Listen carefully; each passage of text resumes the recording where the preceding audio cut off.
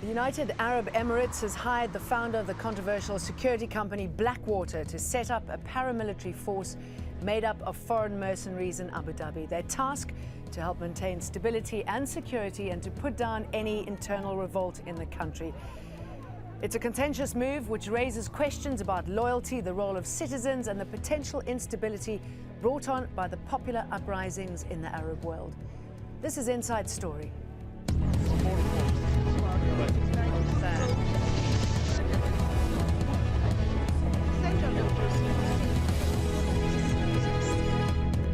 Hello and welcome to the program. I'm Jane Dutton. Paranoid or just protecting its citizens?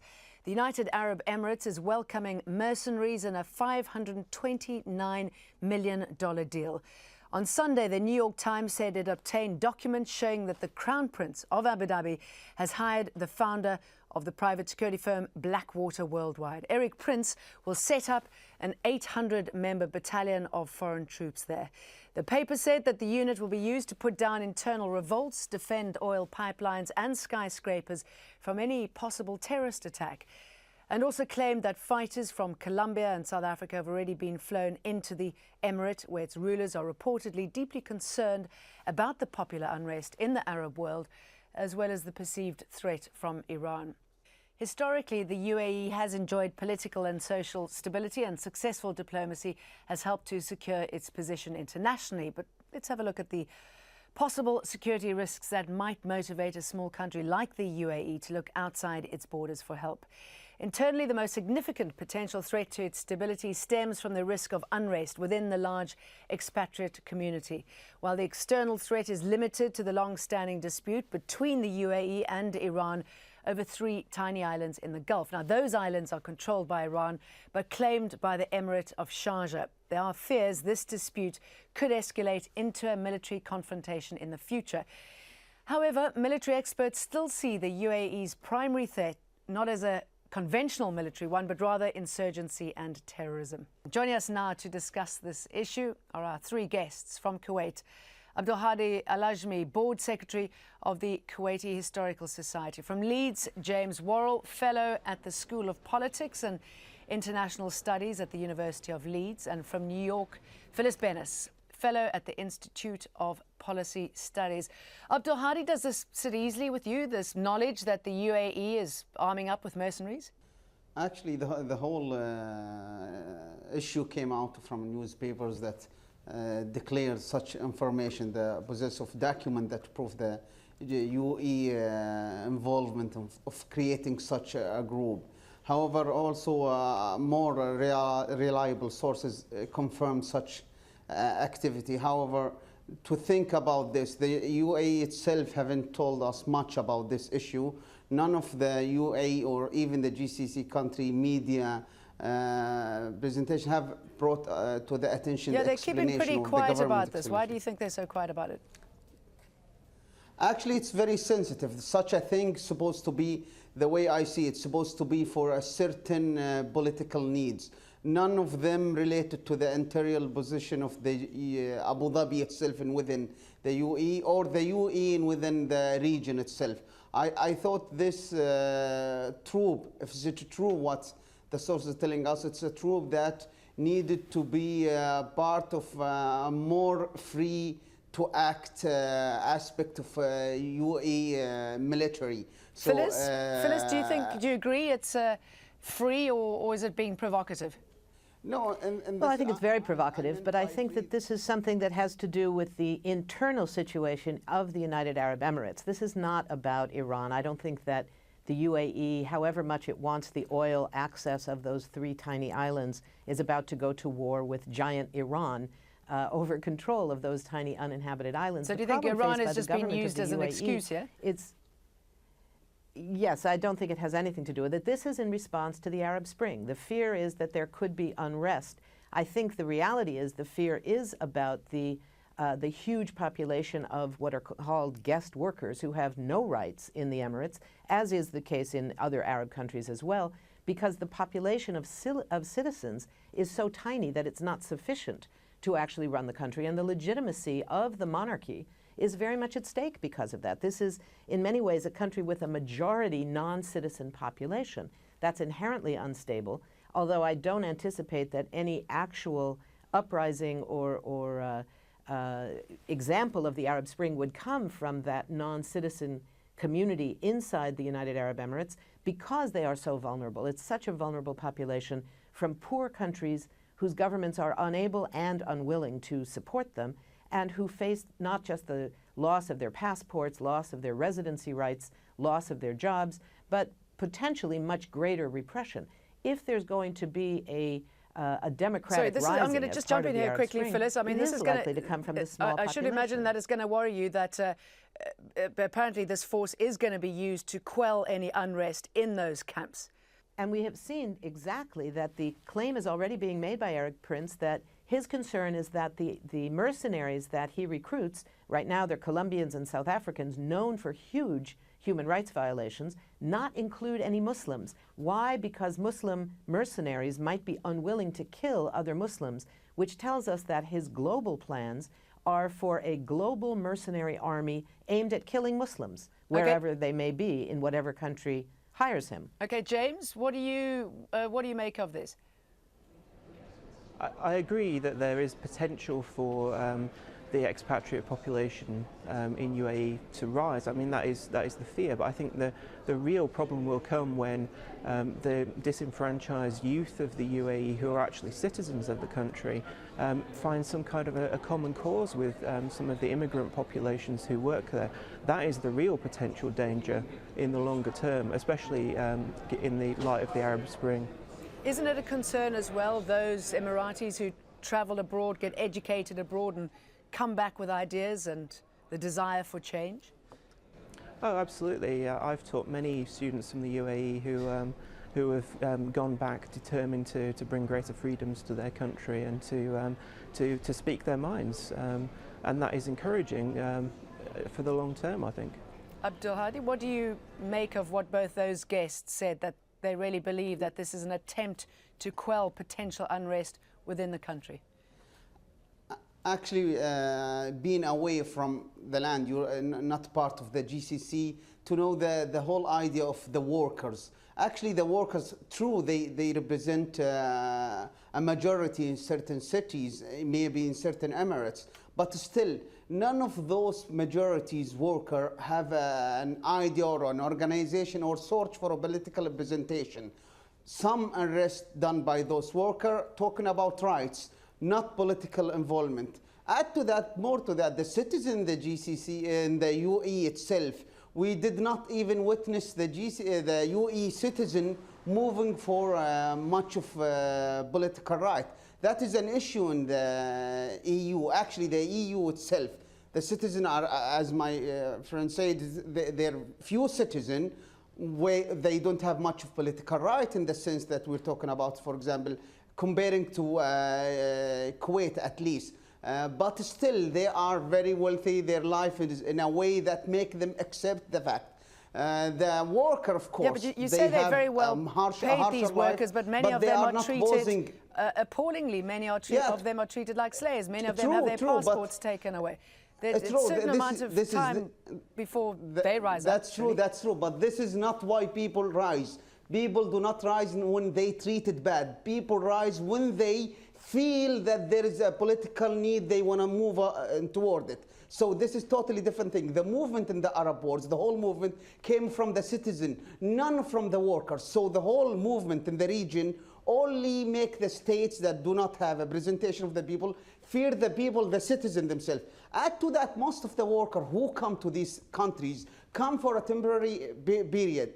In that moment, when they come from a much poorer places, and they appreciate they had this chance to work and make this money. So in the region right now, we do not see the workers who are coming from other countries to create a movement toward any political change. Add to that the citizens themselves, we don't see much of movement in the UAE, and this is one thing we should think about it. So there is another explanation. I think the GCC, when we talk about the UAE's idea of attacking Iran and using 800, of course it cannot be believed, or you cannot understand it. But still, we should remember that the Iranian techniques built and based in forcing other country to move, based in using small number of people who can go inside whatever state and create unrest or movement or Okay, let even me a bring terrorist James attack. in now, because James is nodding in agreement with what you're saying. Do you think that's what this group is going to be used for, James? Not necessarily within the country? You think it's going to be used as a hit group? No, I think it's probably more likely to be used within the UAE to defend against any potential small-scale Iranian incursion. I mean, theoretically, if Iran is pushed too far, they may seek to disrupt oil supplies in the Gulf. They will find it difficult to blockade the Straits of Hormuz because the Americans will not tolerate that. So I think they will go for some other kind of option, more deniable option, which will probably mean some kind of infiltration into one or more of the Gulf states to disrupt oil supplies in some way like that. Phyllis, you disagree? I disagree. I don't think this is about Iran. I don't think we are seeing any evidence of Iranian manipulation inside the UAE, Iranian threats. Yes, there has been a long-standing border dispute between the UAE and Iran over these three tiny islands, but that has not escalated. We're not seeing provocative moves by Iran. I don't think this has anything to do with Iran. I think this is clearly in response to the threat of the Arab Spring, the threat to the legitimacy and perhaps the stability of these absolute monarchies in these tiny oil-rich but population-poor emirates. Okay, but isn't it interesting now, Phyllis? This goes back to the question of the fact let me that just finish. okay. Let me just finish one thing about.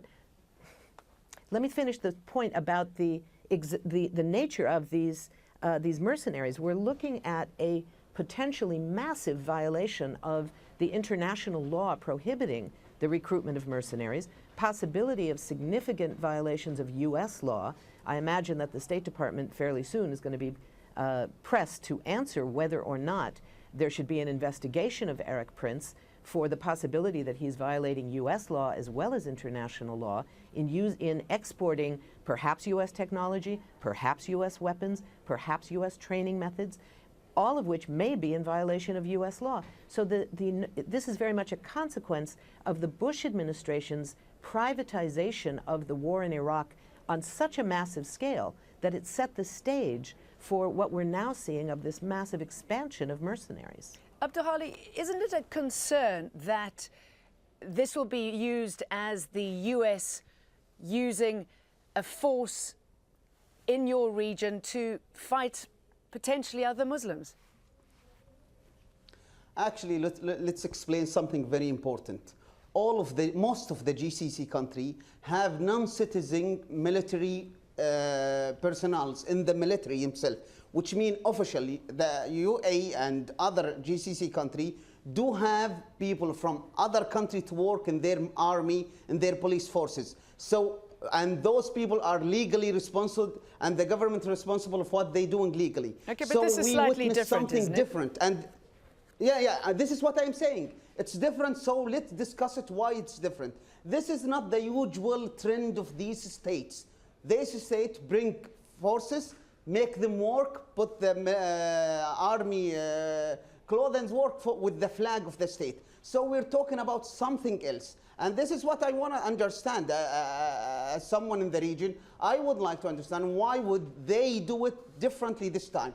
I think the only explanation for me, they cannot use them inside the Emirate itself, Abu Dhabi or Dubai or anywhere. It's 800 right now, and they have more buildings and important strategic positions more than they had. So it must be a force that will move around without ethical or even moral consequences into the state. And this is what we should discuss right now. Not talking about the United States law. I think they've been chosen to move freely without legal or to legal responsibility. Okay, let me pick up your point about moving outside the state, the fact that they would find it very difficult to operate within the UAE. James, that would pose a real problem, wouldn't it? Because there'd be absolutely no difference between what's happening in Libya with Muammar Gaddafi's using mercenaries against his own people. I mean, look, he's heading towards the ICC if they get their way because of it. Absolutely. I think it's very unlikely that they will be used outside of the UAE, though. I mean, the small numbers, the difficulties with logistics makes it quite unlikely. I think it's much more likely to be an internal security force. If you look at the size of the UAE's population and you look at the size of the armed forces and their relative ineffectiveness compared to other forces in the region, I see these potential mercenaries as being more to bolster internal security than as any kind of expeditionary But what force. makes us any different to what's happening in Libya then? The fact that the Libyans are using mercenaries from other parts of the world to turn their guns on their own people? Well, I suppose the obvious answer to that question is this is a Western company. These are mostly Western mercenaries. Gaddafi's mercenaries come from sub-Saharan Africa and aren't really organised through any kind of a Western contractor in the same way as they are in the UAE. But I think we're potentially being slightly distracted by the whole Blackwater connection. I mean, ultimately, all of the forces in the Gulf rely upon mercenaries to one extent or another. And they always have done, mostly from Pakistan. If you look at the UAE's traditional relationship with Pakistan, they were the first country to recognise the UAE in 1971, and they've traditionally provided troops to both the police and the army. Because UAE citizens don't particularly want to serve in the army. They want to be the officer corps at the very least. They refuse to serve in the ranks. So there is a recruitment problem, and I think ultimately, since the US and France and other Western countries will be reluctant to support any kind of internal repression, ultimately perhaps they need to look for other allies, and why not look to the market for that? Okay, let's briefly remind our viewers about Blackwater's history. The security company was founded in 1997 as Blackwater USA by Eric Prince and L. Clark. Then in October of the same year, it was renamed Blackwater Worldwide and more recently Z Services. The company once had lucrative contracts to protect US officials in Iraq, but it became deeply unpopular in 2007 when some of its guards were involved in a street shootout in Baghdad, which left 17 civilians dead. The Iraqi government called it a massacre. It has since been banned from operating in the country, and shortly after, the US State Department decided not to renew its contract to protect its diplomats. Blackwater's reputation has also been tarnished by its activities in Afghanistan. Again, more innocents were killed there. But President Hamid Karzai has decided to allow the company to stay in the country on a training mission for another year. Phyllis, it's quite extraordinary, isn't it, that not only have they decided to call in these foreign forces, if you will, but that they've used this company with links to Blackwater and with the US tie. Why do you think they've decided to go that route? Well, I think some of it has to do with what James said, that one of the key distinctions that we're dealing with here is that this is a Western, in this case, US orchestrated contract with a US-based corporation. Eric Prince comes out of the US corporate scene, who fled away from the accusations of his companies having been involved in these horrific killings of civilians, massive human rights violations. But we're also talking about a government which is allied with the United States, unlike Libya, which had decent relations with Gaddafi until just 2 months ago. But the UAE is a close ally of the United States, so it's a very different dynamic that we're looking at here. And I think that when you see Blackwater, which has become the poster child, if you will, of the dangers of mercenary armies, in a situation where the war in Iraq, Afghanistan as well, have become so thoroughly privatized, you're seeing now a very bold move by, in this case, Eric Prince, at the corporate level to expand. He talked about an empire in the Middle East. That's the term used in the New York Times article, the idea of an empire of mercenaries who would be recruited to go after whoever paid the highest bidding, regardless of human rights considerations, regardless of international law, regardless of any of the considerations of legality. So this is setting up in a very, very open way, as opposed to a covert, hidden way, a rather proud way, an institution designed to absolutely ignore the kinds of restrictions by law, by human rights conventions, et cetera, that bind other armies. They would not be subject to the Geneva Conventions. The laws of war would not apply. There is no accountability when you have this kind of privatization. Abdul Hadi, I mean, that must be a bit of a worry, isn't it? I mean, those men. I'm not sure if there are any women there yet, but they're not doing this for patriotic reasons, are they? I mean, they're doing this because of money. Of course. Of course, this is the whole issue. Let me bring you back to the history of this region.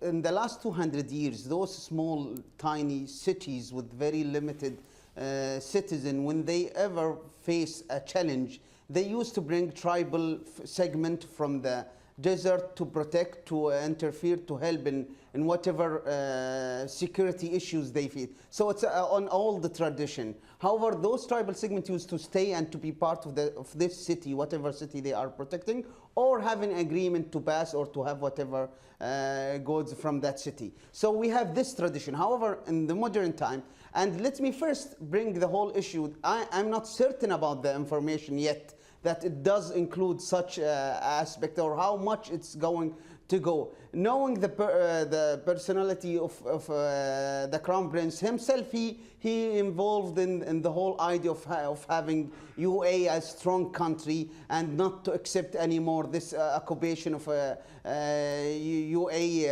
Emirates. But still, the whole issue of morality, the whole issue that those people do not have the flag of this country, and add to that the bad history of this company itself, putting them together bring you to a very tragic conclusions about what their role. However, I would like to see them in much lesser important role, like small protection of certain aspects of places, just in case, because we should remember that Iranian technique is to use small groups inside these countries, especially GCC country. And it's been used in Kuwait, bombing in different places. In Bahrain, where some of the rise was part of it Iranian involvement, and part of it, no, it's the people movement. And also, this is some weird worry that the country could think about. But I have suspicion about the whole thing. It's not something okay, I mean, that makes you feel good about it. Privatizing any war, isn't it, James? Takes it into another league. Oh, absolutely. But ultimately, we must remember that being a mercenary has always been considered to be the second oldest profession in the world. We're always going to have mercenaries. It's a question of how well we regulate them. And I think Blackwater has changed to some extent since 2007 in particular. And I think these companies are increasingly realising that unless they smarten up their act, they will be regulated by international law. And ultimately, if these mercenaries step too far out of line, we do have the International Criminal Court who could potentially prosecute them for war crimes. So there is ultimately a potential sanction there, but the law is not clear on all these issues yet. And convict anybody at any stage, and I think Phyllis is agreeing with me on that one. Yeah.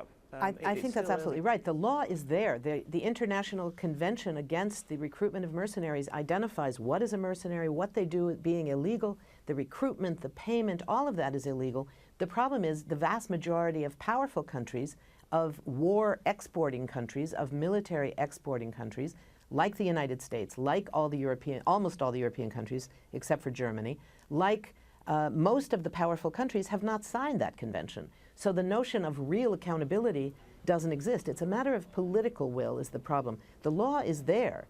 When James speaks of holding them accountable under those laws, that certainly is a theoretical possibility. But right now, it's not a realistic political possibility. Okay, it certainly seems to be the golden area for mercenaries. Thank you very much to all our guests. In Kuwait, Mr.